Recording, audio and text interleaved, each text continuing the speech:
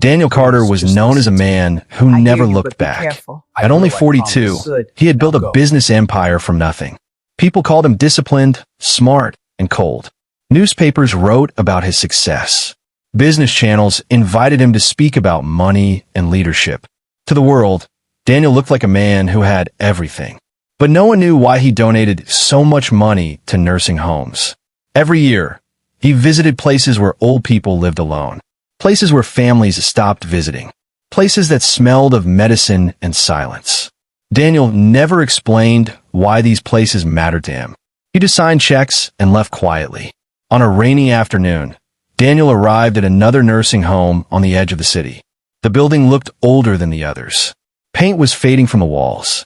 The garden outside was empty except for a broken bench.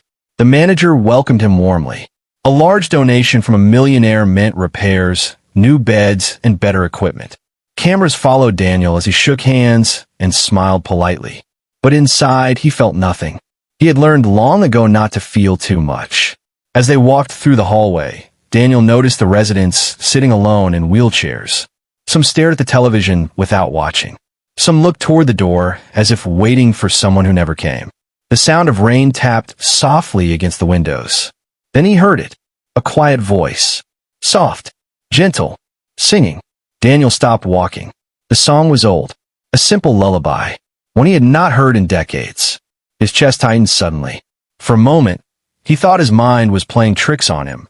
It couldn't be. That song belonged to his childhood, to a small apartment, to nights when he was scared and someone sat beside his bed until he fell asleep. The manager kept talking, but Daniel no longer listened. The voice came from a room at the end of the hall. Without thinking, he walked toward it. The singing stopped as he reached the doorway. Inside sat an elderly black woman near the window. Her hands rested quietly in her lap. Her eyes looked tired, as if she had spent years waiting for something that never arrived. She looked up when Daniel entered. Her expression was calm, empty. She did not recognize him. Daniel felt his heartbeat grow louder. Something deep inside him told him he knew this woman. But that was impossible. 30 years ago, the woman who raised him disappeared without a word. She had left him behind. At least, that was what he believed all his life. The manager spoke softly behind him. She doesn't get many visitors. No family listed. She's been here a long time. Daniel stepped closer. The woman turned back toward the window, humming the same lullaby again. His hands began to shake. Memories rushed back. Warm food after long days. Laughter in a small kitchen. A gentle voice telling him everything would be okay. He forced himself to speak. What is her name? The manager checked the file. Mary Williams. The world seemed to stop. Daniel stared at the paper, unable to breathe. That was the name he had tried to forget. The name he buried under years of success and silence. Mary, the woman who raised him. The woman he believed abandoned him. Now sitting alone in a nursing home, forgotten by everyone. Daniel felt anger, confusion, and something heavier, guilt. While he built a life of wealth, she had been here alone. Mary looked at him again, her eyes soft but distant. There was no recognition in them. To her, he was just another stranger passing through. Daniel stepped back slowly, his mind racing. If this was really her, then everything he believed about his past might be wrong. And one question refused to leave his mind. If she never wanted him, why did hearing her voice still feel like home? The rain outside grew stronger as Daniel stood frozen in the doorway, realizing that this donation had just changed his life forever. Because the woman he thought he lost 30 years ago was sitting only a few steps away, and she didn't even know who he was. Daniel did not leave the nursing home immediately. He stood outside in the parking lot long after the rain had stopped. The sound of that lullaby still echoed in his mind. For 30 years, he had trained himself not to think about the past. Success made it easier to forget. Work filled the empty spaces. But now the past was sitting in a small room at the end of a hallway. And her name was Mary. On the drive back home, Daniel said nothing. His driver noticed the silence, but did not ask questions. Daniel stared out of the window, watching the city lights blur together. Memories he had buried for years slowly returned. He remembered a small apartment with broken heating in winter. Mary working late shifts and still smiling when she came home tired. She always made sure he ate first, even when she barely touched her own food. She was not rich. She was not educated, but she was kind. To young Daniel, she was everything. She taught him how to read before school started. She told him that being poor did not mean being small. She always said, "A good heart makes a strong man." For many years, Daniel believed her words, until the morning she disappeared. He remembered waking up and calling her name. The apartment was quiet. Her clothes were gone. No note. No explanation. Just silence. Social workers came later. They told him she had left. That sometimes people walked away when life became too hard. Daniel never cried in front of them, but something inside him closed that day. He promised himself he would never depend on anyone again. He worked harder than everyone else. He trusted no one. Every success became proof that he did not need love to survive. That belief built his empire. But now, sitting alone in his penthouse, Daniel felt something he had not felt in years: doubt. What if the story he believed was wrong? The next morning, he returned to the nursing home. This time there were no cameras, no announcements, just Daniel walking quietly through the same hallway. When he reached Mary's room, she was staring outside again. The sky was clear now. He stood at the door for a moment before entering. His heart felt strangely heavy, like a child afraid to ask a question. "Good morning," he said softly. Mary looked at him and smiled politely, the kind of smile given to strangers. "Good morning," she replied. Her voice was weaker than he remembered, but gentle, familiar. Daniel sat down across from her. He studied her face, searching for something, a sign, a memory, anything. But her eyes showed only confusion. She asked him if he worked there. He shook his head. For a moment, he almost told her the truth. Almost said, "I'm Daniel. You raised me." But the words would not come out. What if she really had abandoned him?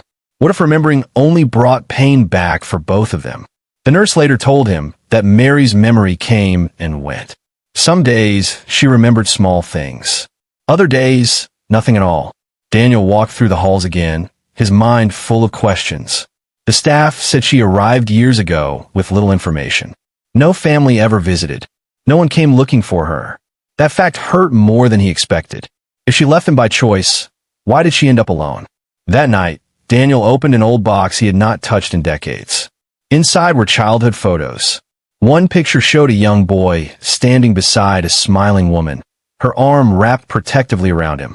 Mary. He stared at the photo for a long time. For years, he believed she walked away because he was not enough. But now another thought slowly formed. What if she never left willingly? What if something happened that he never understood? Daniel closed the box, realizing that success had given him money, but not answers. And for the first time in 30 years, he wanted the truth more than anything. Because somewhere between anger and memory, one question refused to disappear. If she truly abandoned him, why did her eyes still feel like home? Daniel Carter had spent most of his life solving problems with money. If something was broken, he fixed it. If something was missing, he replaced it. Business taught him that every question had an answer if you looked hard enough. But this was different. This was not about business. This was about the past. And the past did not come easily. After his second visit to the nursing home, Daniel could not sleep. Mary's face stayed in his mind. The way she smiled politely, not knowing who he was. The way she hummed the lullaby without realizing why it mattered. Something felt wrong. The story he had believed for 30 years no longer made sense. The next morning, Daniel returned again. This time, he asked to see Mary's records. The manager looked uncomfortable. Many files were old, some incomplete. Papers had been moved between offices over the years. Still, Daniel insisted. When a folder was finally placed in front of him, he noticed the first strange detail immediately. The dates did not match. Mary had arrived at the nursing home years after she supposedly disappeared from his life. There was a long gap in her history, almost 10 years with little information. Daniel's instincts told him something was missing. He began asking questions. Most staff members did not know much. People came and went. Records were lost.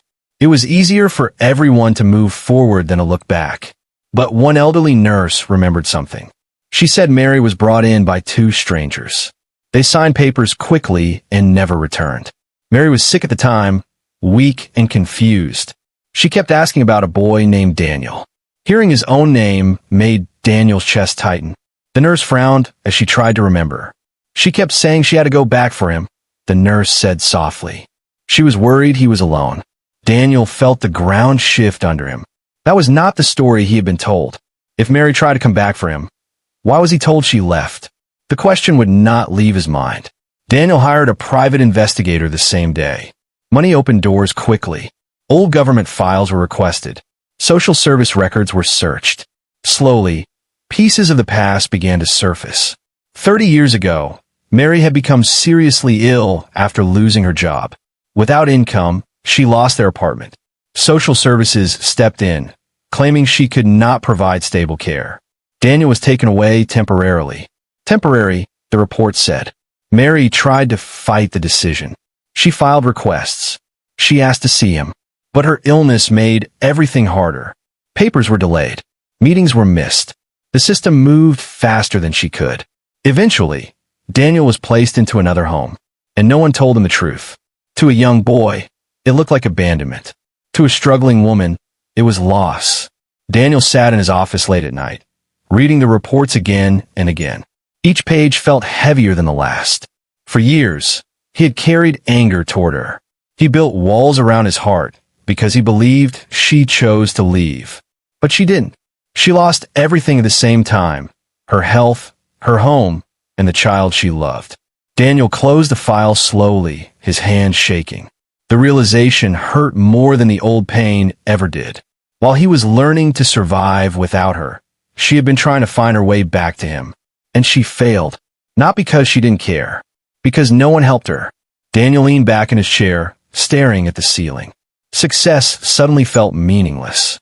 All the money, all the achievements, none of it changed what had already happened. He thought about Mary sitting alone in that room, believing she had failed him. The truth was the opposite.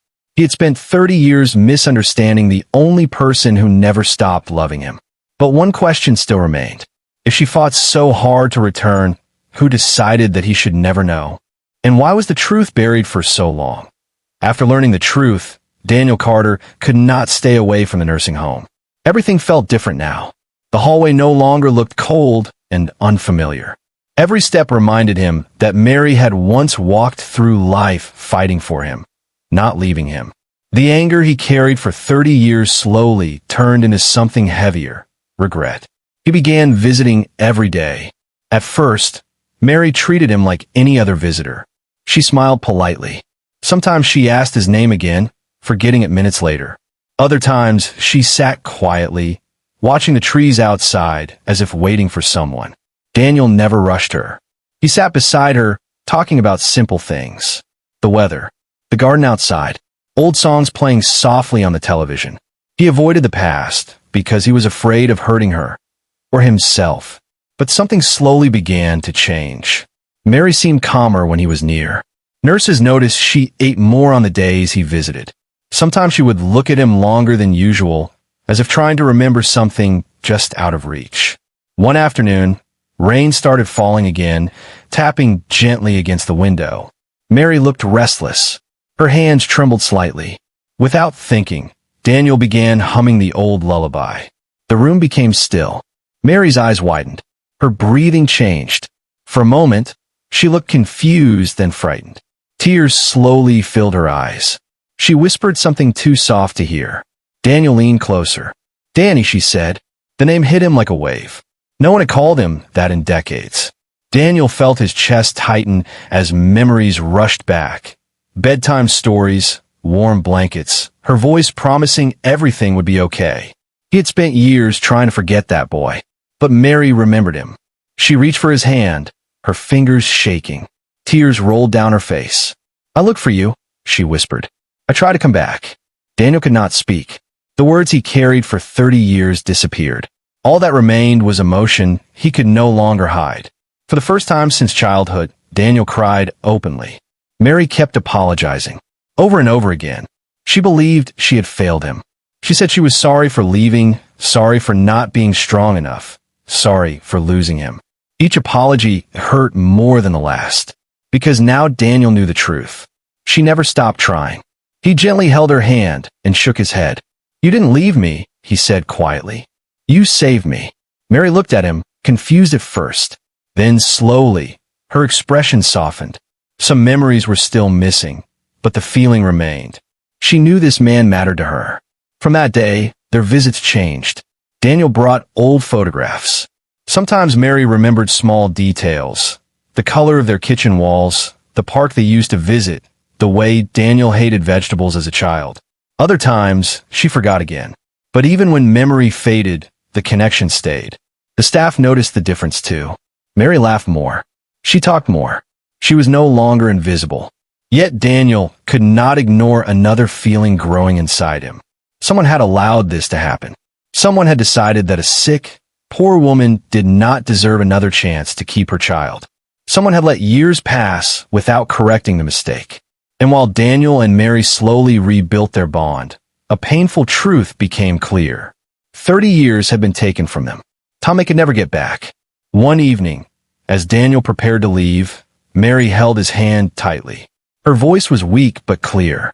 "You became a good man," she said. Daniel smiled, but inside his heart ached, because he knew he became strong by believing he was unwanted. And now he understood that belief was built on a lie. As he walked down the hallway, a new thought formed in his mind. Finding Mary was not the end of the story. It was only the beginning. Because if this happened to them, how many other families were still separated by the same silence? And Daniel Carter was no longer willing to ignore it. Daniel Carter had spent years building companies, solving problems, and making difficult decisions. But nothing prepared him for the feeling growing inside him now. It was not anger alone. It was responsibility. After learning what really happened to Mary, Daniel could no longer see her story as just a personal tragedy. The files he read showed something bigger, a system that moved on too quickly, leaving people behind when they were weak, poor, or sick. Mary was not the only one. She was simply one of many. Daniel began visiting the nursing home not only as a son, but as a man searching for answers. He spoke to staff members, nurses, and social workers who had been there for years. Slowly, more stories surfaced.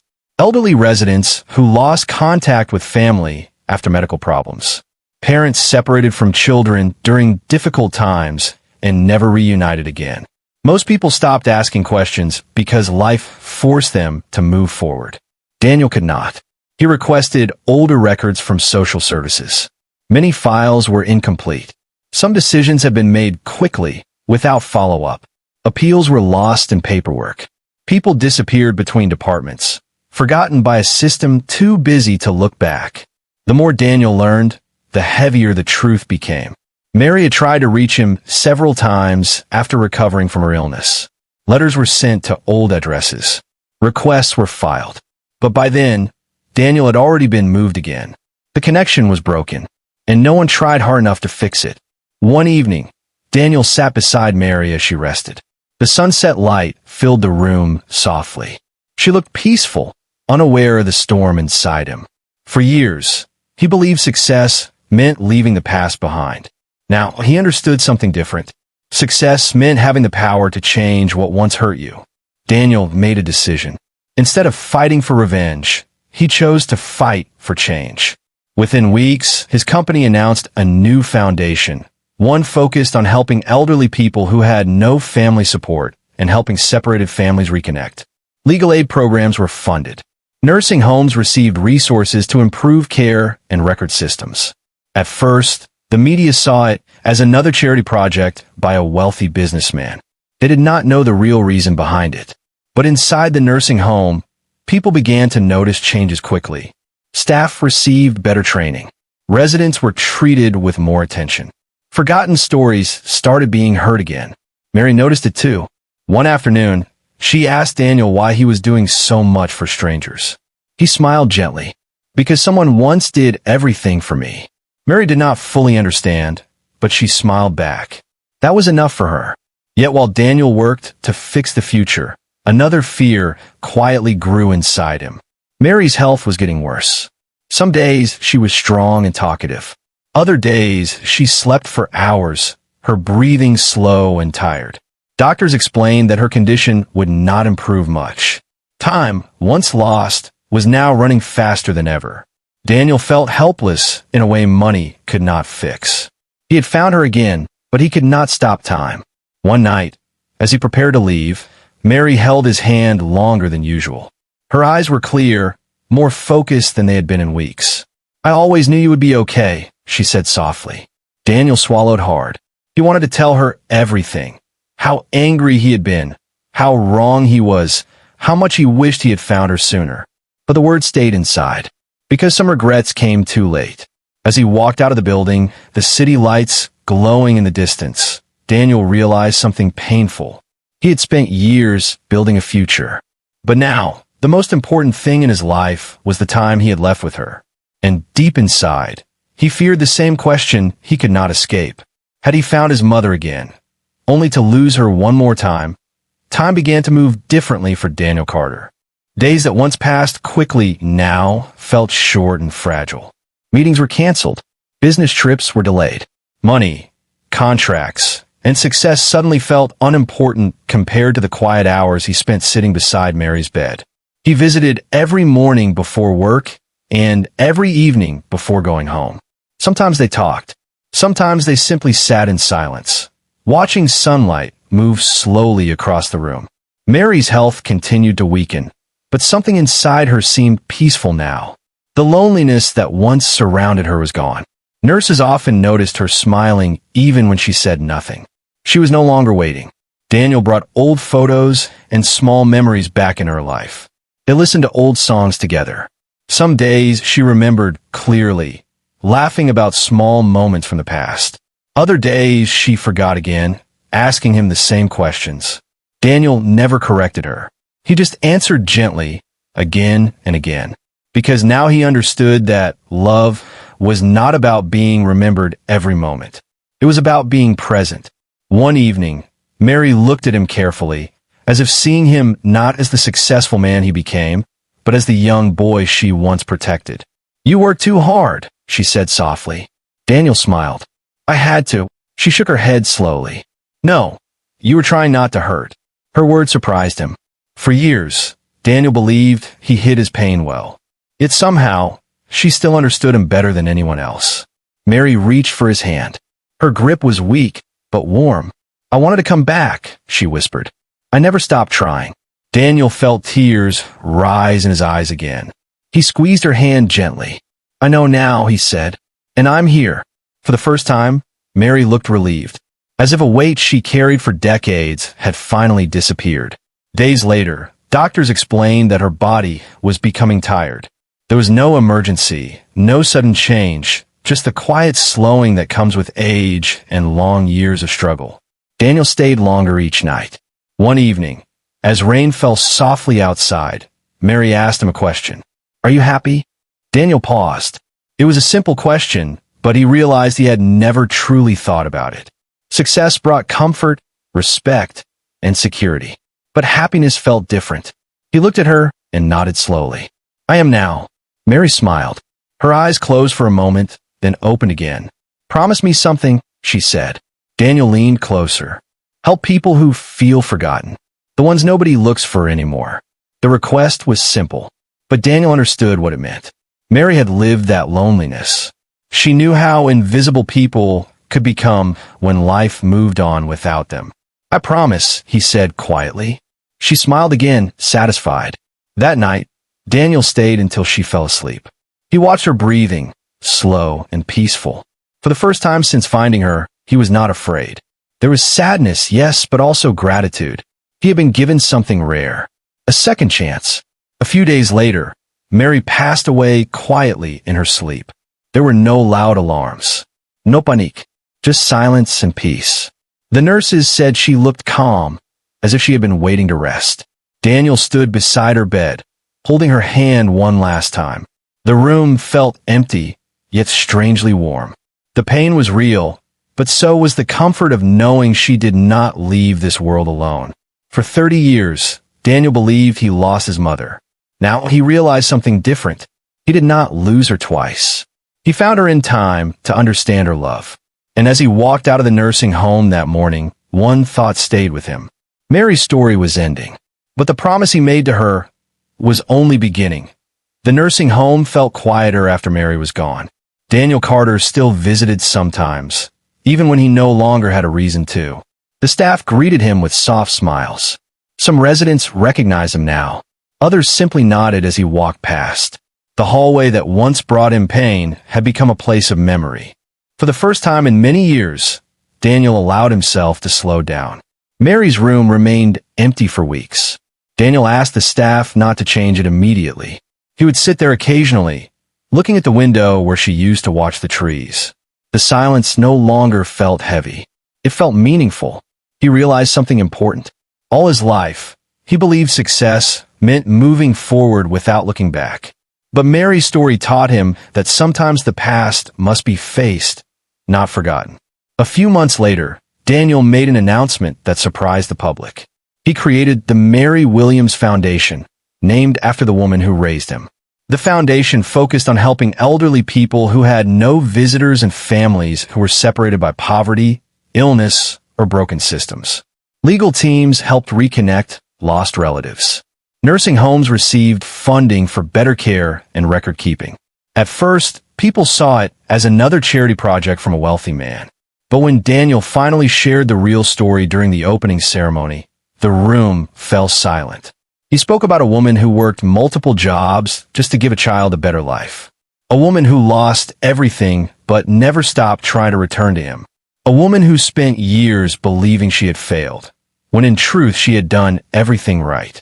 Daniel did not speak like a businessman that day. He spoke like a son. Many people in the audience cried quietly. Some saw their own parents in Mary's story. Others thought about family members they had not called in years. The story spread quickly. News channels covered it. Social media shared it. But Daniel cared less about attention now. What mattered was the change he could see happening. Nursing homes began receiving more visits. Families started searching for relatives they had lost contact with. Volunteers signed up to spend time with elderly residents who had no one left. Mary's name, once forgotten in old records, became a symbol of kindness and patience. One evening, long after the ceremony ended, Daniel returned to the nursing home alone. The sun was setting, painting the sky in soft orange light. He walked slowly through the hallway, stopping near the window where Mary used to sit. For a moment, he could almost hear her humming again. The old lullaby. This time it did not make him sad. It made him smile.